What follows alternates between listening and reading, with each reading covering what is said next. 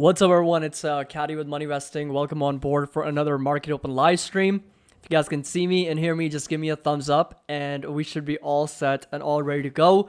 I literally landed about a few hours ago, and then the drive from the airport to my home was like over 2 hours long because of the traffic. So I literally just stepped in to the house. I got something to eat and I'm here live. So make sure that you just give me a thumbs up if the audio in the video is working well. My ears right now are still not depressurized, meaning that they're still pretty locked at the moment from the just a flight coming down. So thank you so much for joining. I really appreciate it. And we have the poll going on right now. 74% people expecting the markets are going to be red. I'm going to go over some upgrades and downgrades. We'll talk a little bit about Tesla. We'll talk about some other companies as well. Google getting a little bit of a rebound here pre-market, so it's pushing higher just about 0.5%, but Tesla is selling off down close to 2%, so coming back to low 200s. And of course, Microsoft here also down 1%, and Apple here down 1% as well. So lots to discuss. Hope you all are doing great. And let's just get right into it. So Chris says, if your ears are still locked, then how will you hear us today? No, it just feels weird. Sometimes when they start the descent, it really, especially when it's a smaller plane, it definitely, locks your ears pretty bad. And it just leads that, I don't know, it's like a click eventually where it like just opens up and you're just like, okay, now I can hear actual things. I don't know if it's happened with anybody else, but happens with me if I'm like definitely flying in a very, very small aircraft. But Bank of America downgrading Deutsche Bank to underperform. From neutral, we got KBWB upgrading Apollo Global to outperform. We got Frontier getting a catalyst buy idea from Deutsche Bank. Walmart as a buy from Jefferies. Target as a buy from Guggenheim. We got Roku as outperform from Oppenheimer. We got Morgan Stanley reiterating Tesla as overweight. Evercore reiterating Tesla as in line, raising its price target to 165 from 140. So it's a little bit of an upgrade there. However, the price target obviously is still a lot lower than where Tesla's trading right now. Then we got Bank of America initiating Freyr Battery as a buy. AbbVie to market perform upgraded from SVB Securities. And that's, let's see, Lyft gets a downgrade to neutral. Lyft, by the way, is down quite a lot. I think last time I checked, it was down close to 30%. Right now, yep, so 30% down, trading as low as 11.26. The company did miss on both earnings and actually slight beat on revenue, but huge miss on earnings per share. So that's something that we can talk about in a more dedicated, more separate video for Lyft. Affirm gets a downgrade to equal weight from Morgan Stanley. We got Alphabet and Microsoft both reiterated as outperform from Bernstein at the moment. So, perfect. Let's see here. Yeah, Avar says, why don't you blow your nose while pinching it? I've tried that a few times. I've tried that, but it's really, it's not working. It'll work eventually. I know it'll open up. Anyway, so PayPal here is up 2% after the earnings came out. So I will do a video on PayPal here. So I know somebody's asking about PayPal. Mustafa is. So I will be doing a video over the weekend going over PayPal's earnings. So don't you worry. We'll talk about the revenues, the earnings, the cash flows, the guidance, everything we'll talk about. But right now, trading right at $80 a share, up over 2%, which is a little bit of recovery from yesterday when it was selling off after hours. It was actually very volatile after hours and then ended up closing really flat, not up or down. And then right now, pre-market's pushing higher, close to 2%. So pretty substantial move here. But Tesla, of course, ever since Elon Musk's announcement of the March 3rd plan, it's catapulted even to higher highs. Got up to as much as $213 yesterday, which was, in my opinion, just in a really, really extreme level for Tesla. But right now, pre-market, we're seeing a little bit of a pullback. We'll see if this level actually acts as a support, validates that level of support, or if we continue to see some more potential downside here and that pullback, which we have been anticipating for quite some time. William, do you think Tesla will hold $200? Well, we'll find out. I think $203 is that support, but given the technical situation, given the setup right now, and we've got inflation next week, so CPI is coming out, big week for the market. It really depends, whether CPI comes in below expectations, above expectations, or absolutely at expectations. That's really what's going to drive the market. But for the week, the Nasdaq is down. So far we're down 1.8%. after today, we're probably going to be down another 2%, a little bit over 2%. This is after 6 consecutive weeks of rally, and I actually posted a video early last week suggesting that this week might be red because of the consistent gains that we have seen for the NASDAQ. So we're starting to see a little bit of pullback. Again, this is not unusual. It's very much very normal for the markets considering how bullish we've been over the last 8 to 12 weeks here. But now, of course, we're starting to see a little bit of a consolidation and, of course, just a pullback on the week so far. And next week is inflation. So talking about Amazon very quickly, and Amazon here coming down 83 basis points, so back under $98. We do have, our fair value and support sitting all the way down in the low 80s. I don't expect Amazon to really come down to those levels. Instead, buy some support levels in and around, like buyers to step in, maybe around $91, $92. So that's going to be that more intermediate term support for Amazon at the moment. So yeah, that's about it. I mean, not a lot of updates so far on the day. Yeah, yawning will clear your ears. I agree. I think that's definitely true. And I'm actually very, very tired because a 2-hour ride from the airport back home, but being stuck in the traffic for so long was not fun at all. It was just like absolutely brutal. It was so tiring. Did not get any chance to stretch or whatsoever. So yeah, hopefully I get a good night's sleep tonight. So Dime says either way, there will be a huge downside before the next bull run. So yep, I couldn't agree more. I think we are a little bit overdue for that potential pullback that I think we've all been waiting for. So Milan, where was this wedding? It was actually very... So Victor says, share your screen, Caddy. Am I not sharing my screen right now? Are you guys not able to see the screen? Not able to see the charts and stuff? Are you able... Wait a minute. Oh my God. Are you serious? Ah, God. For the longest time. Oh, I'm so sorry, guys. You can tell how tired I am. You can tell how tired I am. I was not even sharing my screen. My bad. Oh, you guys are just looking at my face? Oh, my bad. Because I remember somebody just mentioned it up there, and then I was like, wait a minute, am I not sharing my screen here? Okay. So everything that I just said was pretty much without any charts. So what were we talking about? So we were talking about Tesla first. So we were talking about this chart, which I presented the other side of the MACD. So there we go. A little bit overbought here. So $200 to $203. This right here is going to be that next support level to watch for Tesla right now.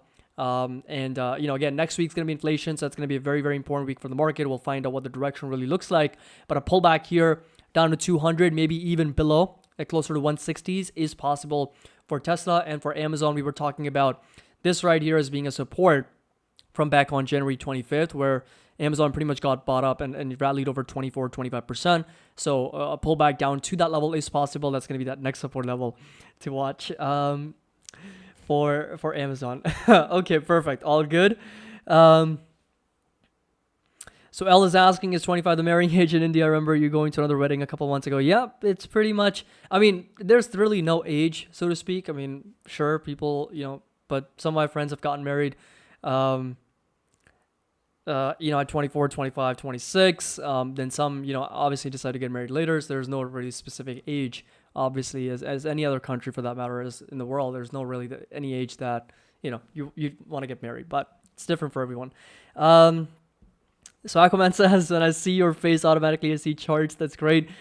Tristan says Tesla a little bit overbought. It's actually very overbought. Should kind of rephrase myself because Tesla definitely pushing up quite a bit, and it has been ever since, we've got the earnings. We've got Elon Musk also piling on the good news with that March 1st Investor Day plan, Plan 3. And of course, with, a lot of sentiment, a lot of bullishness. And I think 213, we got up to that level. Yesterday that was the high, and the next resistance really is going to be at 228. So if we find ourselves in another one of these huge rally moments where there's a lot of euphoria, a lot of sentiment, it's possible that Tesla gets up to 228, but support right now is going to be in the low 200s. And I absolutely had to roll over my calls because it was getting way too close to the money. 230 was my strike, and we were like at 213, literally 9% away or 7.5% away from being in the money. And I actually don't mind at 230, but the premiums were insane. I was literally talking about this in our Discord yesterday. It was like, forget the food. I'm like drooling over the Tesla premiums for these call options. Like literally, it was crazy. It was maddening how high the premiums got to. Like for April strikes, in the highs of 240, 230, like you were getting as much as like $20 per contract, $25 per contract. That's 10%. That's 10% return on collateral right away.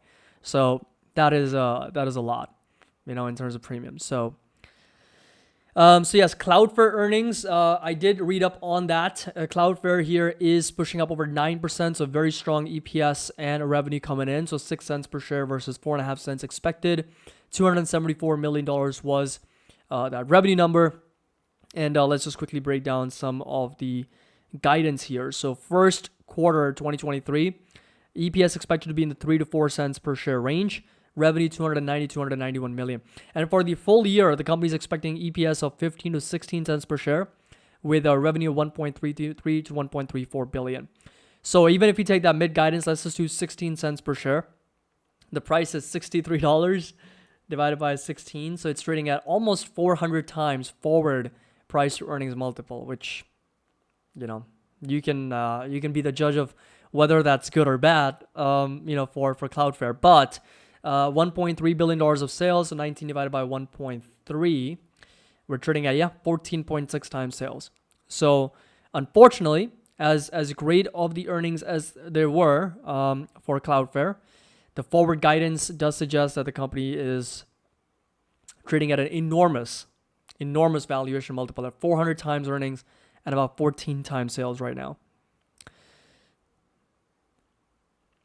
So which is more overbought and overpriced, Tesla or Nvidia? So Tristan, I feel like those are two very different questions because a company can be overvalued and still not be overbought, whereas a company can be, undervalued or underpriced, so to speak, and still be overbought, right? So those are, I think, very two questions because overbought refers to more of a technical term and overpriced or overvalued refers to more of a fundamental term.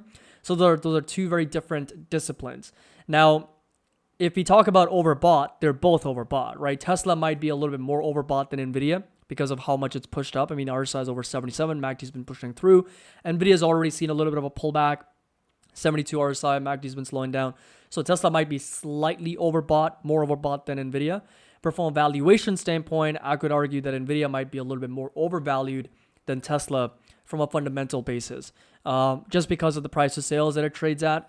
12, 13, 14 times sales, and the price to earnings is also really high, considering that Tesla's growth is much higher, much stronger than that of Nvidia, so it can demand a higher multiple, and even then, it doesn't trade at that much of a higher multiple compared to Nvidia. So that I think is two different, very different things. Overbought, I would say Tesla, but overvalued or overpriced, so to speak, I would consider Nvidia to be more than Tesla.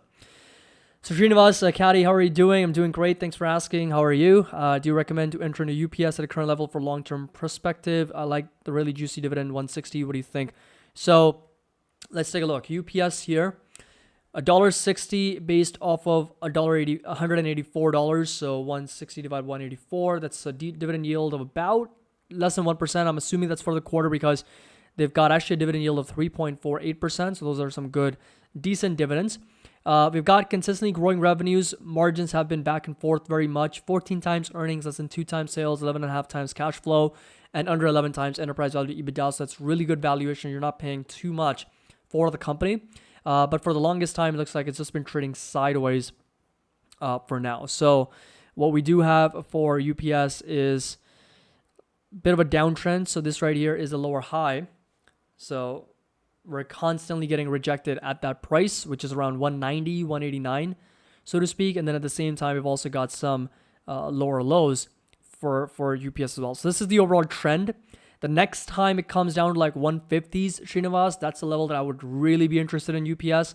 That's this level right here because you're getting kind of like that confluence of both that 200 SMA, right, on the weekly chart, and you've got this lower low sitting right here. And every time we've come down to that level, we've gotten bought up. So you can see how, boom, buyers step in, push higher, get rejected, sold off, down to the support, boom, buyers step in, push higher, get sold off, buyers step in here once again and push up, push back higher once again. So this right here would be that support for UPS. at roughly around call it 152 for that stock. So right there would be the level where I would be interested in.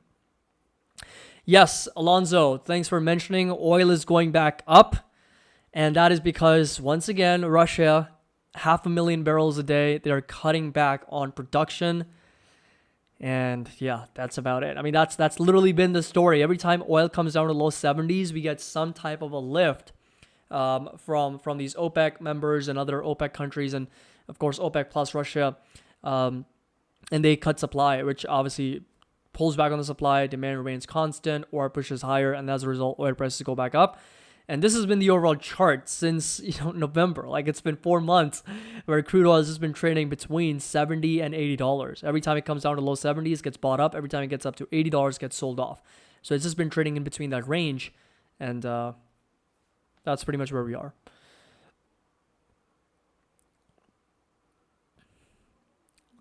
So Shashik, looking to get into NET today. I talked about this literally a few minutes ago. So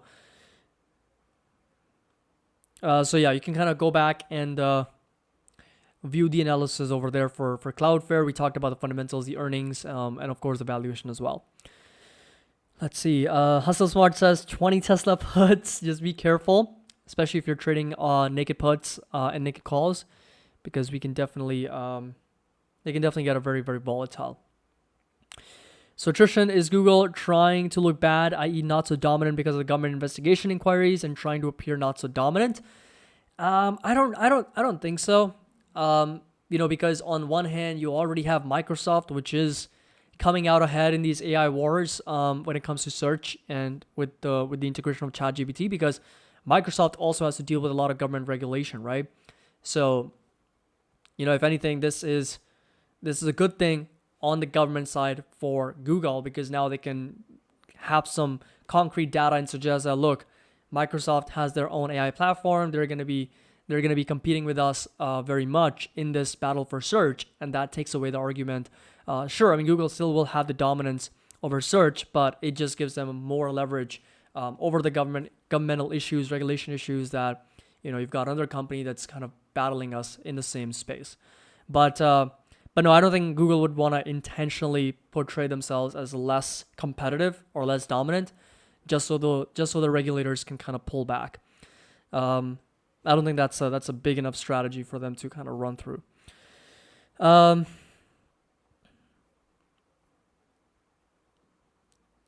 So, okay, Arnold says, to me, I don't think ChatGPT is that complicated of a platform to disrupt Google market share from Bing. I think it is. I mean, it's just think about what you can do, right? I mean, I've been using ChatGPT for some time to really just create a lot of research and scripts, and this is all based on prior than 2022 knowledge. Like, imagine if it was all current events. Like, imagine if it was up to date by the second, everything that hits the wire. Earthquake in Turkey, war in Ukraine, COVID pandemic, like deaths, cases. Like, think about the power of real-time data concise in a way that's achievable, and you can just literally ask a chatbot and it'll tell you everything that's going on in real time that fast. Like, it's mind-blowing to me. And it's already shot up productivity levels for a lot of people so much. Now, there's always a question of, what's ethical versus what's not, because I know that, the education system, that's going to be under a lot of pressure with these types of platforms, because papers and, academic papers and research reports can be done within a few minutes. Like, literally all you have to do is tell the bot what to do and it'll spit out a whole report. And the thing is that even if you run through it like some plagiarism checks, it'll come out just as clean. Like, there will be no plagiarism because it's a brand new fresh report, which is kind of mind-blowing if you think about it. So there's definitely that debate to it, but everything else, I think there's a big use case for it. There's definitely a lot of use case for it. So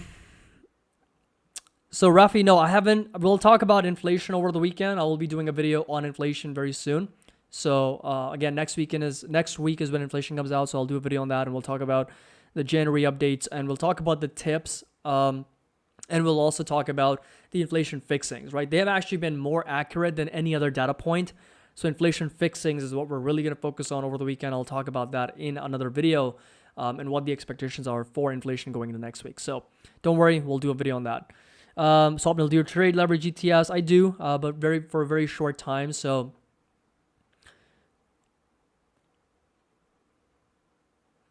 yeah, so now that is taken to a whole new level. I'll do a video on Uber as well. So APPS price 12.16, it's a fair value.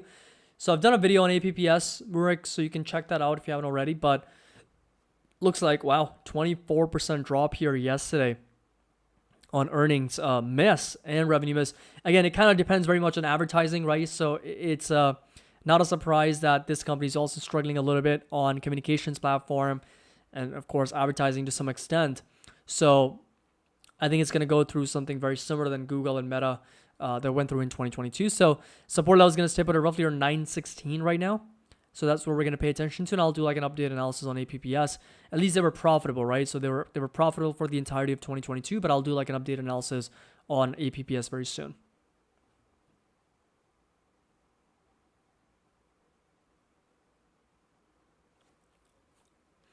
So Milan says 20 people asked the student bot to write the same paper. They will have the same paper. I mean, yeah, it's possible if they're not putting in any work. Like literally, if students are not putting in even the slightest of work to kind of tweet it and put it in their own words or something, then sure, yeah. I mean, they could end up with the same paper. But I feel like if people are obviously putting in work, they're actually writing it, taking notes, and if they're using it as a research platform, I think that's what's very useful. It's going to cut down on the production time. It's going to be very efficient. But if they're pretty much using ChatGPT as a replacement or a substitute to their own work, then yes, that's where lines need to be drawn. That you can't really do that, right? So, but hey, this is the new technological era that we're in. So, obviously, this generation has an upper hand when it comes to those types of projects, so to speak. Like I still remember my college days when I had to like sit down and finish like a 20-page report in a week and do a lot of research and citations and just like go after references and track down books and whatnot. It was brutal. It was absolutely brutal. But hey, it was a good time too. Anyway, S&P opened down 30 basis points. We got the NASDAQ here opened up down 1%. We got Dow Jones down a little bit over 17 points. So pretty much flat open here for the Dow. The 10-year yield is back over 3.68%. It's almost heading up to 3.7. We've got the dollar index here consolidating sideways, so not really moving all that much. Volatility is up over almost 4%. So two back-to-back very strong green days. And this is on the back of, coming up with inflation here. So it's not unlikely for us to see 23, 24 levels for inflation.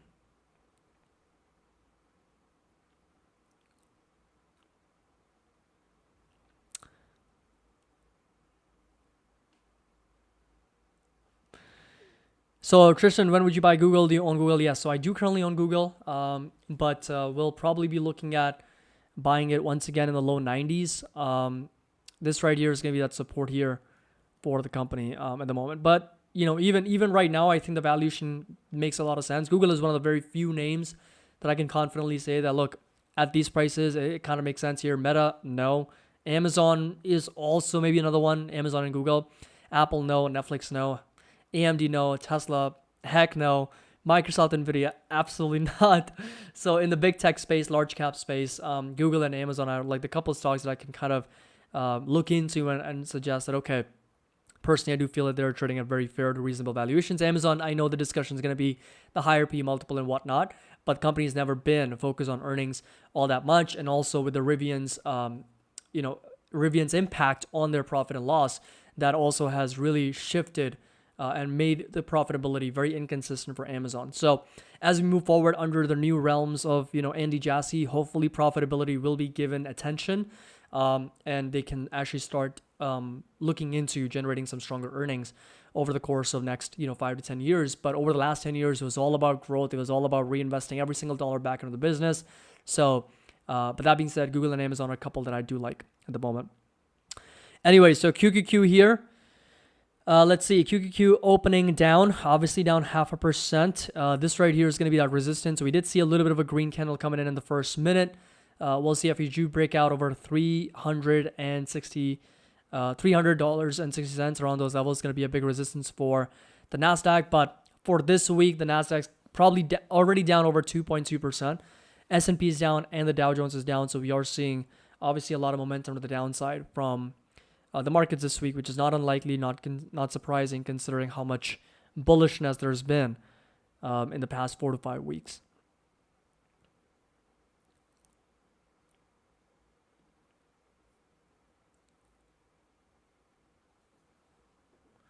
So Alex, for Fortinet, I'm watching close to about $40.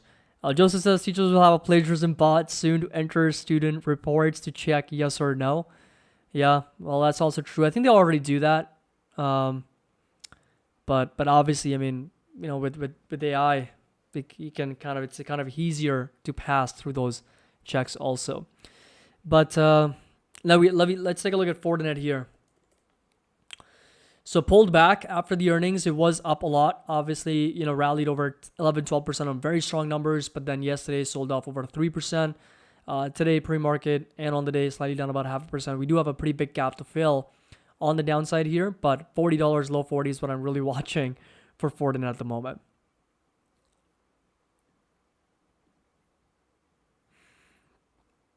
So Tesla buyers stepping in once again, but still down 1.3%. And we've got Microsoft flat, Apple here down 60, and Google here up 1%. So it's trying to see some recovery for Google after 2 really brutal days.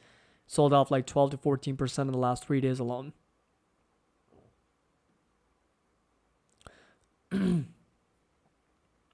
Corsair, look at that, 8% in the green. Corsair pushing higher really nicely.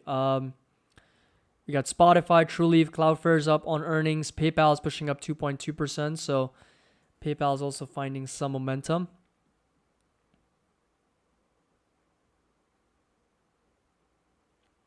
Says Caddy and his Fortinet. Well, I don't have Fortinet yet. So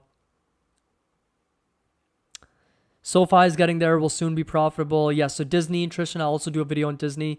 Got to make a list on all the companies that I've kind of got to catch up to, right? We've already talked about Fortinet. We talked about Apple, Amazon, Google, Tesla, Meta, Netflix, and AMD.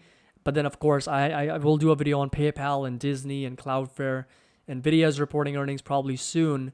And then do a video on Vertex as well. Vertex is one that needs attention. Upwork and Fiverr, yes. But when they report earning, Oleg. So their earnings for Fiverr is coming up like February 22nd. So once they report earnings, I'll definitely do a video on them, updating you guys on the fair value and what the potential looks like for these companies. Upwork, I think, is also around the same time. They're reporting, actually, they're next week. So December 15th, right after inflation, they're reporting earnings. So we'll do a video on them. NVIDIA here, 22nd. So yep, I'll update that as well.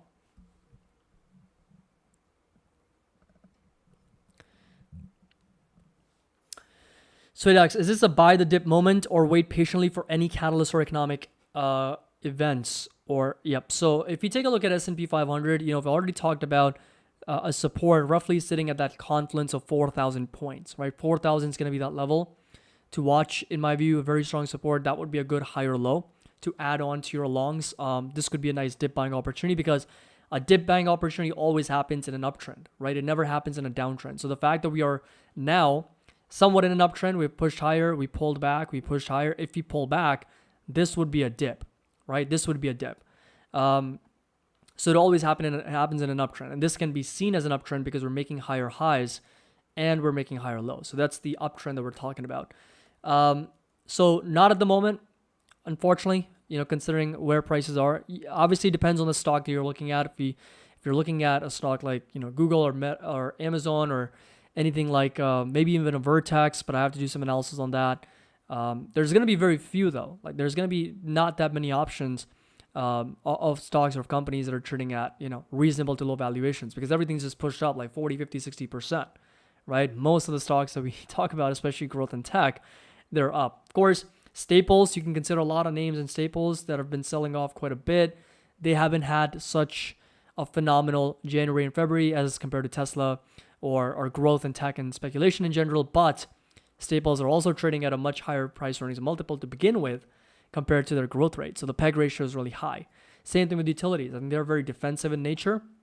You can find maybe some lower P multiple companies in the utility sector, but their growth rates are not really that high. And in year to date, this ETF is underperforming. This sector is down. So most of the opportunities on the upside are obviously in growth, something that's more risk on. But at the same time, you've already found yourself in a situation where these companies have already rallied 40, 50, 60, 70%. So adding on to those levels here is not something I'm personally doing.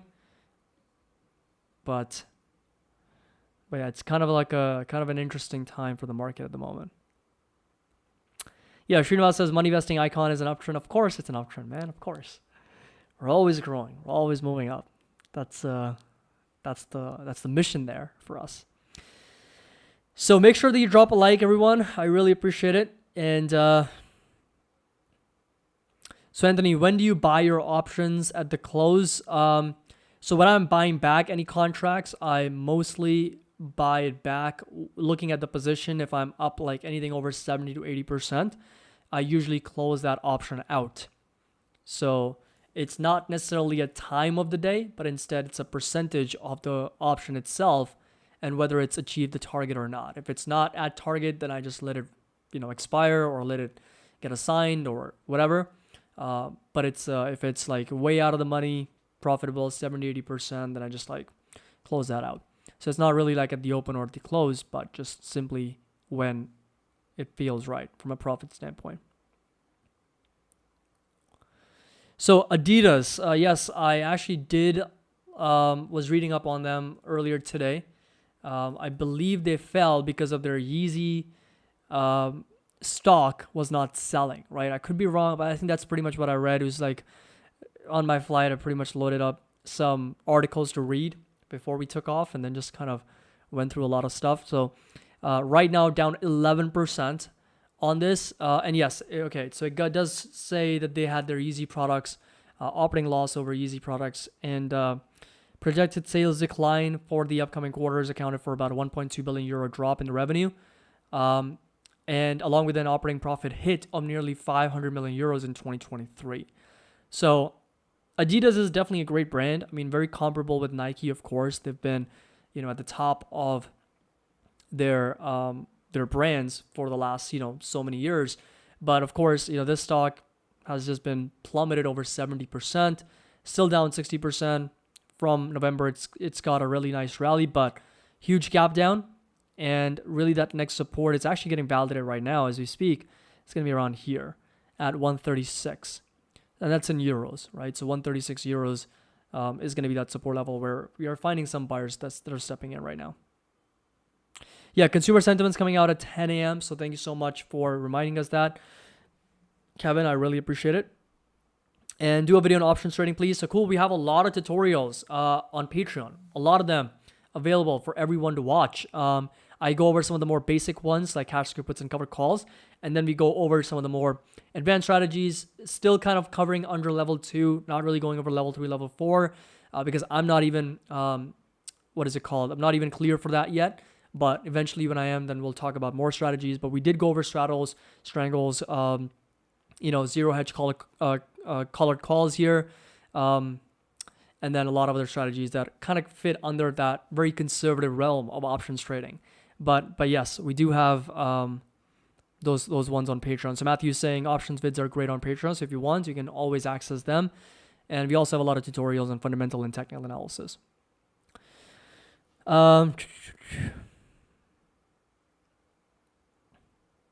So Alex, yes, to answer your question, long story short, yes, we have grown tremendously. And the plan is to continue to keep growing. And I've been working, honestly, I don't want to spill the beans here, but I definitely have been working on something really, really amazing. It's going to be our own platform, our very own money investing platform. I'm super excited for that.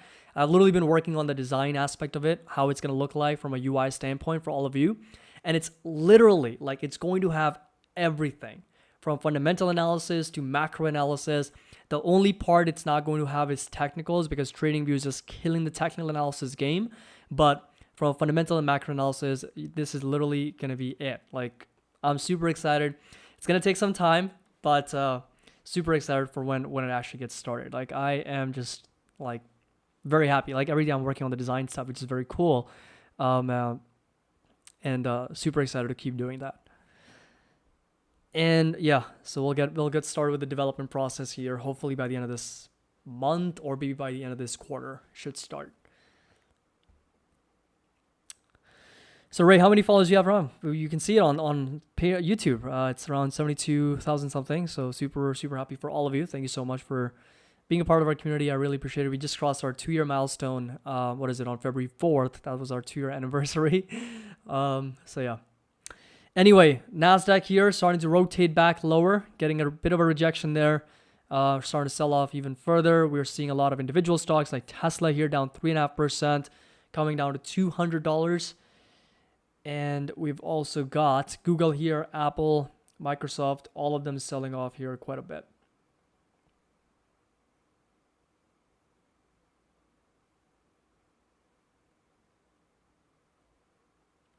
So option that the Tesla options that I rolled over yesterday, they're already up 25% or $1,000. Another 50%, and we are good to close them out.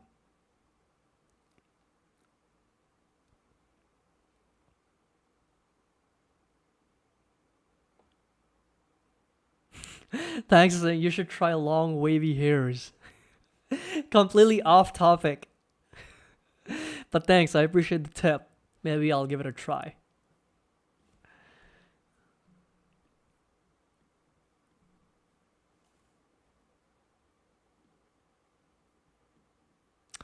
S&P is down about 30.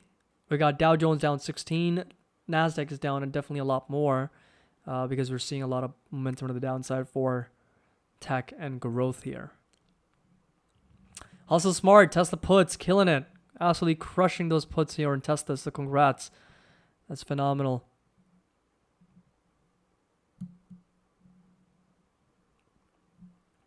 So Kwan, we'll talk about PayPal's earnings here over the weekend. I'll definitely do a video on them, but certainly not debt. They're still doing a lot when it comes to total payment volume and comes to active accounts and engagement and all that stuff. And it's not just about, Apple's ecosystem. Of course, Apple is being used by about 1 billion install base, but PayPal does have a very global presence. Outside of the US also, it's used by a lot of businesses and, of course, a lot of people as well. Yes, Upstart will also talk about on February 14th when they report. When you're planning to visit Florida, soon, hopefully soon. I will be in the US this summer, so... But yeah, we had our event last year in New York. Hopefully, we'll see what the scheduling looks like. But hopefully, we'll have another event this time in the West Coast, like in the Los Angeles area. So we'll try to figure that out before I come there. So that's gonna be it for today, folks. A little bit of a shorter live stream. I am absolutely exhausted from all the traveling. And we'll definitely would like to get some food. So thank you so much for joining in. I really appreciate all of you. Make sure that you drop a like. Don't forget, subscribe and hit that notification bell. And the links to our Discord and Patreon is going to be down below if you're interested in joining us. Limited spots left if you want to get access to all the alerts, the ideas and swing trading ideas, benefits, and all the tutorials have already been shared on Patreon. So you can access options videos, fundamental technical analysis videos. My TradingView charts are also available. So you can access literally these charts right here if you want. So links are going to be down below. So have a great weekend. And I've got a lot of work to do over the weekend. I'll be posting videos on PayPal, on Disney, on Upstart, and all the companies that you guys mentioned today. So don't worry. All these updates are coming. And I really appreciate your patience. So thank you so much. Have a great weekend. I'll see you all in the next live.